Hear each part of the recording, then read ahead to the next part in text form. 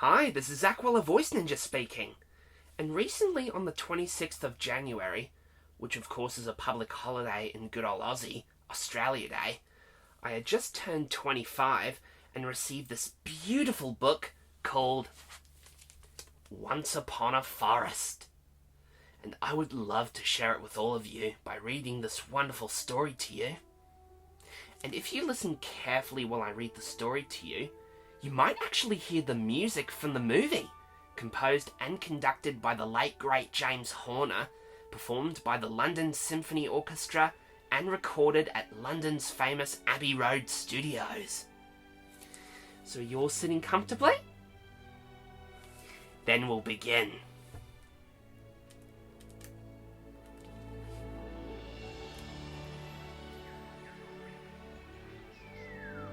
Not so very long ago, a small group of furlings lived a happy life in Dapplewood Forest. Furling was what a wise old badger named Cornelius called the small furry animals in Dapplewood. Being the oldest and wisest of the animals, Cornelius could teach the furlings about everything in the forest, about things that had happened, and about things that might happen. He taught the furlings about all the good things and warned them about some dangerous and fearsome things. One of his furlings was a pretty young wood mouse named Abigail. Abigail was very brave for such a small creature. She loved to sit high up in an old tree and look out over Dapplewood Forest. There she could hear her furling friend, Russell the Hedgehog, struggling to get some breakfast before his 13 brothers and sisters ate everything. Looking through the tree branches, Abigail could see another furling friend, Edgar the Mole, squirming away from his mama. "Mama," he said, "Cornelius promised us a big surprise and you're making me late for class." "What? No goodbye kiss?" said her mother. "No time," said Edgar. Abigail scooted down the tree to the ground where her father was looking for her. "See you later, Dad," she said. "I love you." "Hurry up, or we'll be late for class," Abigail called to Russell and Edgar. "I hear Michelle ringing Cornelius's bell." Michelle was the smallest one of these four furlings, but she was somewhat special because she was Cornelius's niece. "Michelle, stop your ringing! We're here!" panted Abigail as the furlings skidded to a stop just outside Cornelius's door. "Guess what? You'll never guess, so I'll tell ya," said Michelle. "Uncle Cornelius said I could go with you on your nature hike today. I hope you won't forget his promise because you're late." Abigail looked about and said, "I can hardly see him behind his papers. He must be experimenting." "Good. Maybe he won't notice we're late," said Edgar. "I bet he's working on the big surprise," said Michelle. "Oh, I love surprises," said Russell. "Let's take a look." "Don't take another step!" shouted Cornelius from behind his desk. "Stop and prepare to be amazed." Suddenly, a tiny bird-like plane flew out of Cornelius's piles of papers and maps and soared around his stacks of books. "Wow! Look at that! It's really flying!" said Russell. "What do you think of my flapper wingamathing?" asked Cornelius. "Of course, this is just a test model. One day I shall build it full size." "Can I fly it?" asked Russell. "Please? Don't be silly," said Abigail. "You'll crash it." And she dashed after the speeding wingamathing. "Almost had it," said Russell as he leaped across the room. "Furlings! Please be careful!" yelled Cornelius. Edgar jumped up, knocking over a tall pile of books, and yelled, "I got it!" But not for long. Edgar tripped over Russell and dropped the wingamathing to the floor. A big book crashed on top of it. "Great Hulk!" said Cornelius. "Uh-oh," Russell complained. I guess we wrecked the big surprise. No, said Cornelius. The big surprise is not something I made, but something I found. So let's step lively, Fairlings. We can clean up this disaster later. Later outside, Cornelius picked a flower and put it in Michelle's hair. Michelle hugged him and said, Thanks for letting me come too. Cornelius told the Fairlings, Today is plant day, and we shall learn how everything we need, our food and even our medicine, grows right here in Dapplewood Forest. He tore a piece of bark from an old willow and gave it to Edgar. I can brew this to make a tea to help my old achy rheumatism. Uncle Cornelius? What's rheumatism? Said Michelle. A rheumatism, Michelle? Ooh, I know, said Edgar. Rheumatism makes your bones hurt when the weather gets damp. Correct again. Well, it's old-timers like myself have stiff joints, Cornelius started to explain, until Russell suddenly grabbed Edgar's hat and tossed it to Abigail. Give it back! Shouted Edgar. Fairlings, said Cornelius, we shall go home right now if you are not going to take this ramble seriously. The Fairlings promised to behave. But it didn't last long. Russell couldn't wait to see the big surprise, so he dashed off down the trail. Stop! Shouted Cornelius. But Russell had run too far to hear Cornelius's warning. In fact, he had run right out of the forest and onto a road. Russell looked at the blacktop and tried to figure out what it was. He'd never seen a road before. Suddenly, a car sped around the curve. It was aimed right at Russell. Fairlings! Get away from here! Get out of the road this instant! Move! Terrified, Russell fell to the ground, curled up into a ball, and put his hands over his head. Cornelius and the Fairlings ran out of the forest just in time to see the car drive right over Russell. Edgar gasped. The driver, who never saw Russell, threw an empty bottle out the window, and it shattered on the road. Russell opened one eye, and then the other, and struggled to get up. You are one lucky hedgehog, Cornelius sighed in relief. But you must be more careful. The world is a dangerous place. The Fairlings pumped Cornelius with questions about the car and the road. But for once, Cornelius did not have ready answers. Not now, he said, as he herded everyone off the road and back to the woods. I want you to get away from this wretched place as quickly as possible. So the Fairlings marched on down the trail. How much longer before we see the big surprise? Asked Russell. I think we're here, said Cornelius. He parted some tall grass, and there, at the edge of a stream, was a small boat. The Fairlings were so excited they all piled in at once. Both Abigail and Russell grabbed the tiller. I get to steer, said Russell. Don't be silly, said Abigail. You'll sink us. We'll not, said Russell. Give me a chance.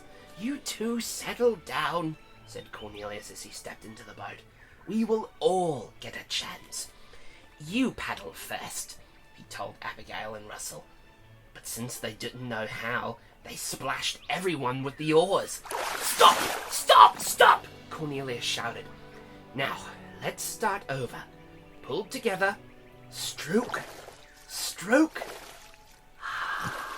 That's so much better, he said, as they eased out into the middle of the stream. Meanwhile, back on the dreaded road, a big tanker truck was barreling along until it ran over the broken bottle and blew out a front tire. The truck crashed into the guardrail, careened off the road, and landed on its side against a tree. The driver could barely open the door as he staggered out. He saw a crack in the tank and smelled something foul. The chemicals are escaping, he gasped. They're poisonous. I've got to get help. At the same time, the Fairlings' boating lessons were not going well. Abigail lost her paddle, so she grabbed Russell's. Russell screamed, "You're going to lose my paddle too!" "I don't like this," said Edgar. Cornelius started to say something, but Abigail and Russell stood up and the boat tipped over. Everyone fell into the water. "Swim for shore!" shouted Cornelius.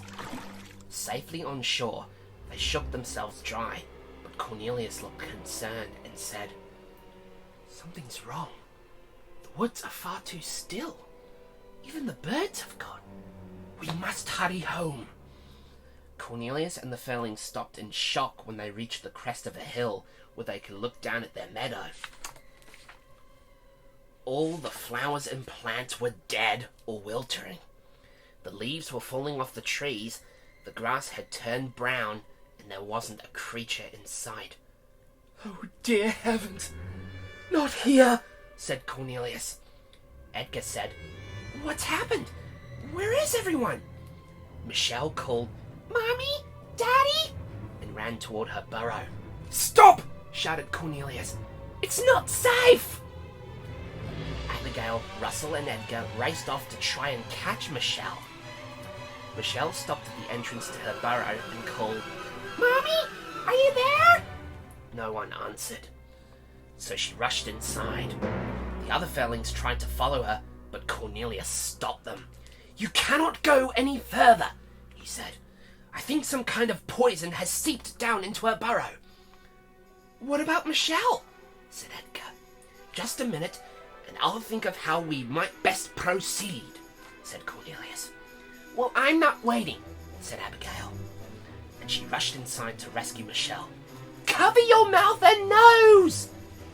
Cornelius shouted after Abigail. Abigail pulled the end of her shirt up over her mouth and nose to protect herself from the poisonous fumes as she descended into Michelle's burrow. The first thing she saw was Michelle's parents lying by their dinner table, dead. Abigail was horrified. She called for Michelle and heard a weak cough. Michelle was sprawled on the floor on the other side of the table. Abigail touched her cheek, and Michelle coughed once again. "Oh, Michelle, I'm so glad you're still alive," whispered Abigail. She began to pull Michelle up the stairs and out of her burrow, where Cornelius and the Furlings were anxiously waiting. Cornelius immediately bent to pick Michelle up in his arms. "Abigail," he said, "for once I am glad you did not listen to me. Hurry, Furlings, we must get her to my house. It's on higher ground, and we should be safe there." "What about our parents?" Abigail, Edgar, and Russell asked all at once. "I fear for the worst," said Cornelius. As the sad group of Furlings headed back to Cornelius's house, the flower fell out of Michelle's hair and wilted. "Are we the only ones left?" asked Abigail. Edgar cried. "I was in such a hurry this morning, I didn't kiss Mama goodbye."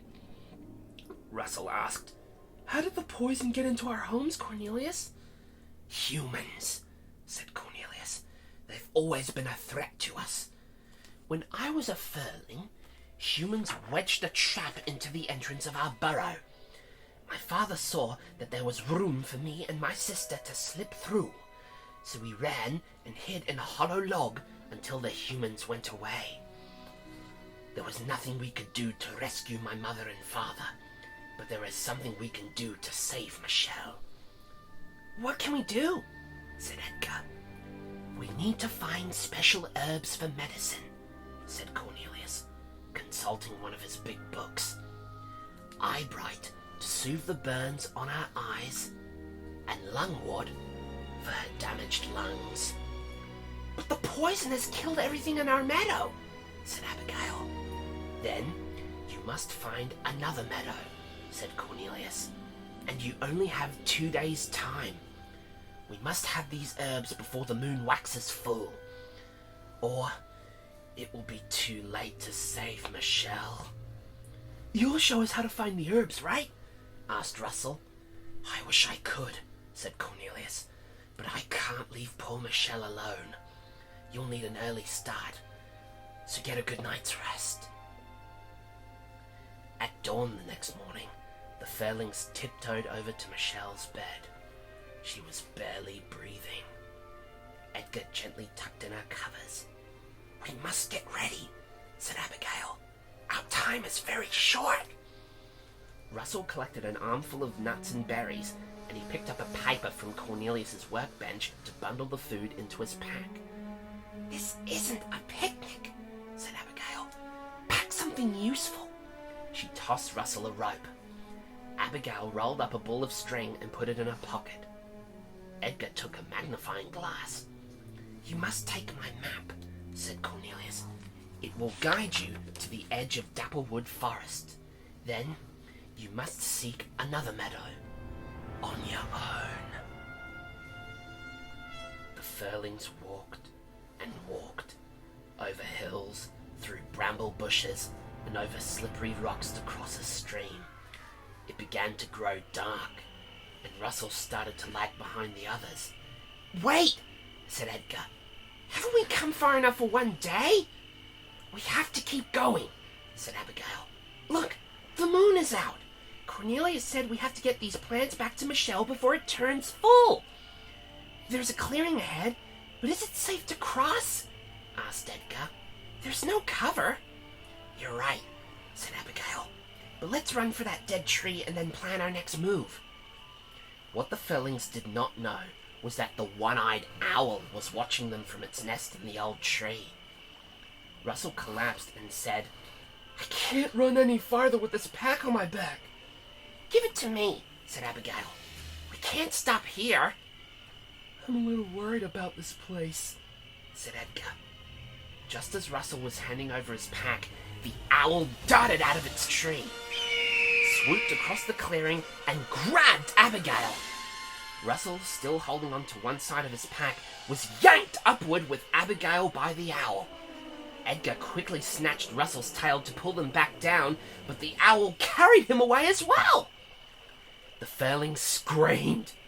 Abigail had to let go of the pack, and Russell and Edgar crashed back to the ground. "Help!" cried Abigail as the owl carried her towards its nest. "Take that!" Abigail shouted as she grabbed a thorn from the side of its nest and stabbed the owl's leg. The owl shrieked and dropped Abigail in his nest, but she quickly hid under some twigs. Meanwhile, Russell had started up the tree to help Abigail. "We're going to climb?" asked Edgar. "We can't dig our way up," answered Russell. The owl furiously searched his nest for Abigail. Remembering the magnifying glass that she had taken from Edgar, Abigail held it up in front of her mouth and bared her teeth. She must have looked like a wild beast when he finally saw her. The startled owl jumped backward and knocked Abigail out of the nest with his wing. She fell through the air and landed right on top of Russell and Edgar. "Let's get out of here," said Russell. "That was too close," said Edgar. Abigail said, "Thanks for coming to my rescue." "Glad to help," said Edgar. The three tired Fairlings huddled together by the side of the log to sleep through the rest of the night. The next morning, the Fairlings were awakened by a group of birds who were moaning and crying as they marched beside the spot where the Fairlings had been sleeping. One named Phineas said, "Yellow dragons have drained our nesting ground and it turned it into a muddy graveyard. Now our poor Bosworth is gone forever." "If that's Bosworth, he doesn't look dead to me," said Abigail. "He's just stuck up to his knees in the mud." Edgar turned to Phineas and said, "We can save Bosworth." "That would take a miracle," said Phineas. But the Fairlings had an idea. They took their rope and a big stick and popped Bosworth right out of the mud. Bosworth flew up into the air and landed in his mother's arms. "Hallelujah! I hope you plan on staying to help us celebrate," Phineas shouted to the Fairlings. "I'm sorry, but we can't," said Abigail. "We have to find a new meadow before nightfall." Phineas said, "There's a glorious glorious meadow called Oakdale just yonder, but you have to get past the yellow dragons to reach it." "Are the yellow dragons terrible?" asked Edgar. "They are huge monsters that breathe fire and smoke," said Phineas. Edgar gasped, but Abigail said, "Don't worry, we can take care of ourselves, thank you." "After what you did for Bosworth, I truly believe you can," said Phineas as he pointed the way toward the meadow. The Furlings walked in that direction and found themselves in a barren, dreary place full of nothing but freshly dug holes, piles of dirt, and shattered rocks. "Did the yellow dragons do this?" asked Russell. Before anyone could answer, the Furlings were engulfed in clouds of dust. Coughing and sneezing, they looked up and saw the giant jaws of a steam shovel hovering over their heads. They screamed and ran. A yellow bulldozer rumbled towards them. Russell dropped to the ground and curled up into a ball as hedgehogs do. Edgar and Abigail rolled him over to some sewer pipes where they hid. Then another yellow dragon came along and scooped up the sewer pipes. The Furlings tumbled over one another until they fell out the end of the pipe. A large backhoe took a big bite of earth right next to the Furlings. "I think it wants to eat us," said Abigail. "Not that one, but maybe this one does," said Edgar, as another giant bulldozer roared towards the Furlings. They scrambled out of its way, but ran right into the path of a huge steamroller. The Furlings screamed and dived into a ditch, where they landed on top of a drain grate.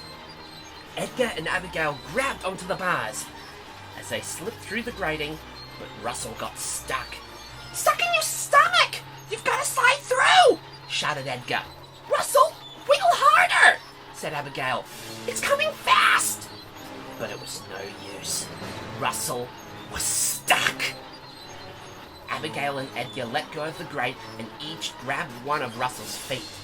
They swung and pulled as hard as they could until Russell finally squeezed through just as the steamroller smashed over the drain grate.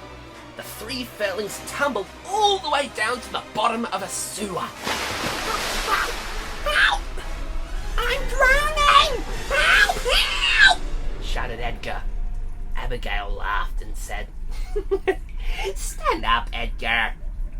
Edgar laughed too. As he stood up, he saw that the water barely covered his feet. He wiped his glasses clean and looked down the sewer's long tunnel. "Well, look at this place," said Russell. "It still gives me the creeps." Edgar shuddered. Abigail said, "We're only underground." "Yeah, and you're a mole, right?" said Russell. "Think of this as home." "Only stinky." "That's not even funny," said Edgar. "We're not helping Michelle by just standing around," said Abigail. "We've got to get moving." Just then, the Furlings heard a loud rumbling noise. Abigail shouted, "Look out!" as a wall of water rushed over them. The dirty water was filled with dead leaves and all kinds of debris. It swept the little Furlings right off their feet. "What's happening?" spluttered Russell. "Keep your head up!" shouted Abigail. The Furlings struggled to stay afloat as the rushing water held them through the long and twisting sewer pipe. Then, just when they could not keep their heads above water a moment longer, the Furlings burst through an opening and were dumped into a lake. Gasping and moaning, the bedraggled Furling swam to shore. When he had caught his breath, Edgar stood up, took the map out of his pocket, and wrung the water out of it. As he spread it open, Russell asked, "Now where are we?" "I don't know," answered Edgar. "The lake is not in the map." "It's all over," sighed Abigail. "We'll never find our way now." "Don't say that, Abigail. Michelle's counting on us," said Russell. "Poor Cornelius must be worried about us," said Abigail. "Maybe if we climb that hill," Edgar suggested, "we can see where we are." When the Furlings reached the top of the hill, Russell said, "Boy, we could be any place." But just then, A darting butterfly caught his eye as it flew across a faint trail. "Look!" he shouted. "There's a path leading down to the meadow." "It must be Oakdale," said Edgar. "We made it!" cheered the Fairlings as they ran down the path.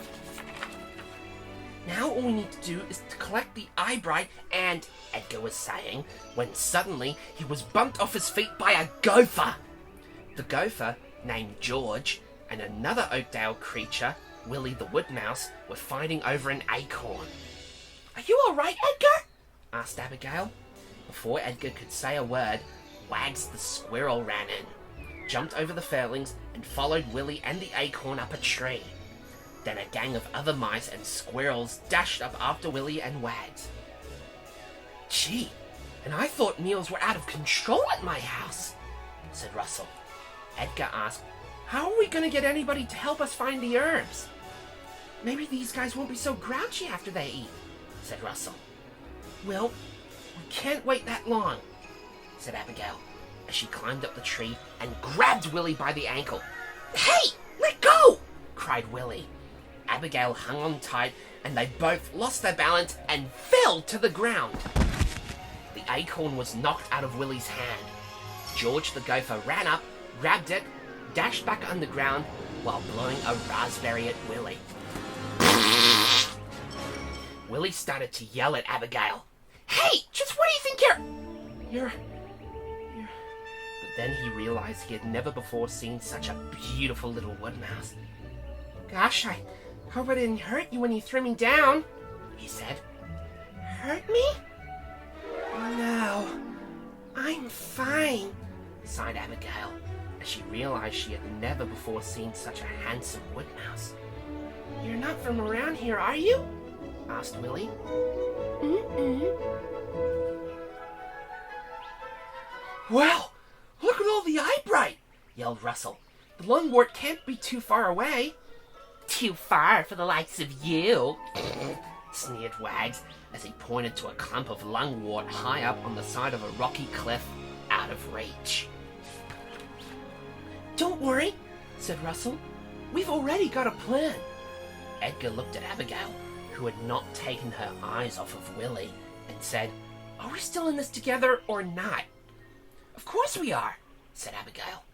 "What's your plan, Russell?" Because Russell always thought better on a full stomach, he sat down and opened his pack to get something to eat. Munching away, he nearly spit out his food when he saw it had been wrapped up in Cornelius's plans for the wing-a-thing. When he held up the diagram, Edgar said, "Whoopee!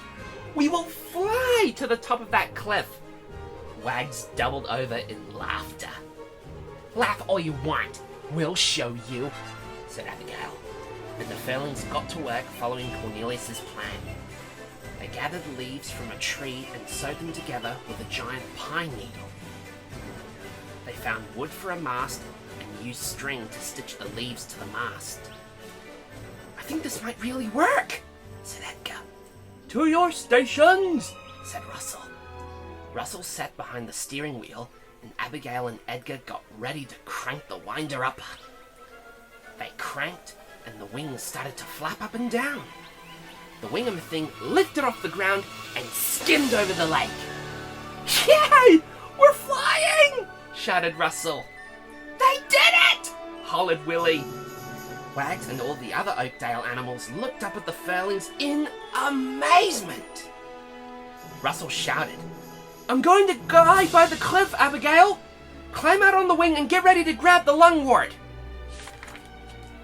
Suddenly, the wind blew Edgar's scarf into Russell's face, blinding him temporarily. The wind wrapped the scarf around Russell's head. As he struggled to get it off, the wing-a-thing bumped against the side of the cliff, plunging Abigail towards the ground. Willie was horrified as he watched from the meadow. When Russell freed himself of the scarf, he immediately put the wing-a-thing into a steep dive to catch Abigail. As they swooped beneath her, Edgar grabbed Abigail and swung her safely into the cockpit. "We'll have to try again," said Russell. "It's no use," said Abigail. "The wind scraped all the lungwort off the cliff." "Don't worry, I got it," shouted Edgar, as he scooped the lungwort off the tip of the wing. Willie and all the rest of the animals cheered! They got it! Russell turned the Wingamithing around to fly home. Look! The land of the yellow dragons, said Abigail. They flew high above the steam shovel, the backhoe, the bulldozers, and the steamroller. Edgar rolled out the map and sketched in all the new places the Furlings had discovered, including Oakdale, and said, Won't Cornelius be excited to see where we have been? Hey, I can't see much at all, said Abigail. The sky had suddenly grown dark. It was filled with storm clouds. Lightning began to flash around the Furlings' airship. Edgar quickly rolled up the map and stuffed it down into his shirt. Russell could hardly steer through the wind and heavy rain. They dived down by the trees and nearly crashed into a barn. Russell shouted to Abigail and Edgar, Crank as hard as you can! We have to get up higher! Abigail and Edgar cranked the winder-upper as fast as they could to get the wings flapping up and down again. At the same time, Russell struggled to pull back the wheel and to bring the plane up out of its treacherous dive. It worked. But the Furlings were not safe for long. The wind then blew them into the wires of a utility pole, causing an explosion that set their wing on fire. Plummeting towards Earth, the Wingamithing crash-landed, skidded across a field, and finally came to a stop against an old willow tree. Though dazed, Edgar examined the tree and took a piece of bark out of his pocket. Look! The rheumatism tree from our hike! He said. We're home! The Furlings shouted at the same time. Come on, let's get to Michelle, said Abigail. The Furlings ran to Cornelius's house, where they saw a light in the window. Are we in time? Asked Russell. I'm afraid she's slipping away. We must administer the herbs immediately, said Cornelius. A sudden loud clanking noise startled the Furlings. Come here, quick! Called Edgar as he looked out the window. Oh no, not again, said Cornelius. It's the humans!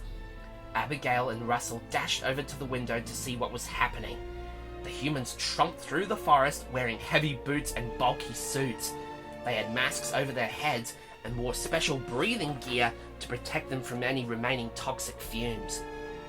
Cornelius picked up Michelle and they escaped out the back door, which given his parents' fate. Cornelius had been careful to provide in his own burrow.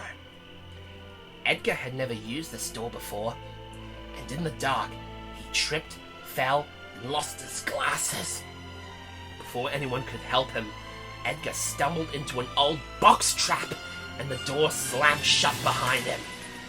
Edgar scrambled back and forth inside the box trap and cried out. One of the humans heard him, knelt down beside the trap, and shined his light on Edgar. Covering his eyes, Edgar squashed himself as far back in the trap as he could, but the human reached inside and lifted Edgar out. Cornelius and the other Furlings had watched everything from their hiding place and were worried sick about Edgar. The human looked carefully at Edgar and then set him down on the ground, pushed him a little, and said, There you go, little fella. Edgar raced over to Cornelius and the other Furlings in their hiding place. Then the human unexpectedly crushed the old box trap with his foot, picked it up, and carried it away. In all my days, I've never seen anything like that, said Cornelius. Abigail found Edgar's glasses, carefully wiped them clean, and handed them back to her friend.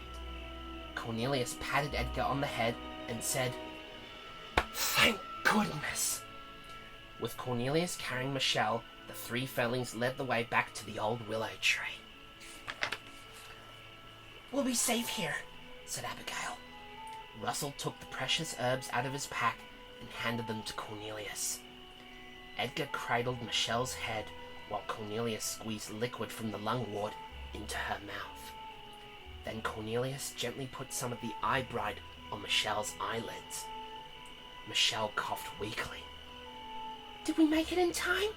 Edgar asked Cornelius. We won't know until morning, Cornelius said. But whatever happens, you've done all that you could for Michelle. The furlings snuggled together on the ground beside Cornelius and eventually fell asleep. The next morning, Russell reached out his hand to touch Michelle, but she did not respond. "Poor Michelle," said Edgar. "We were too late," said Abigail. Cornelius began to sob. One of his tears dropped onto Michelle's nose, and all of a sudden, she moved. "Mama? Papa?" Michelle slowly opened her eyes. "Thank goodness!" exclaimed Cornelius. "You're all right!" I think so," said Michelle. The furlings jumped up and down with joy and crowded up close to hug Michelle. "Great Hulk!" shouted Cornelius as he looked past the furlings. "My flapper wing-a-thing!" "We built it," said Edgar. "And we flew it," said Russell. "Magnificent!" exclaimed Cornelius. "Look, Uncle Cornelius!" squeaked Michelle as Russell's family, Abigail's dad, and Edgar's mother poked their heads out of the thicket. Edgar rushed up to kiss his mama. "Uncle Cornelius," said Michelle, "all the mummies and daddies are coming back." "Not all of them," Cornelius said sadly as he picked up Michelle in his arms. "I know I'll never be able to replace your own mummy and daddy, but I'll do my best to take care of you." Michelle sniffled, now remembering the horrible sight of her parents lying dead. And she finally said, "I guess nothing will ever be the same again. Will it, Uncle Cornelius?" Cornelius thought for a moment and said, "Not exactly the same, Michelle.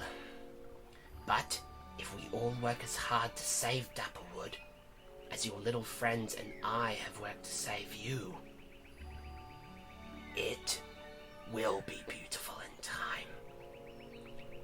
It will be."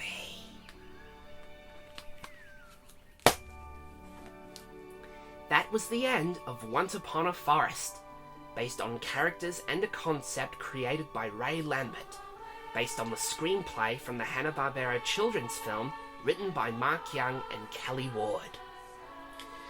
I hope you've enjoyed the story as much as I did reading it to you. Stay tuned for more audiobook recordings that I have coming up in the future, and don't forget to subscribe, like, and share, and ring the bell to get notified about my latest content. From all of us here, this is Zac Woller, Voice Ninja, signing off.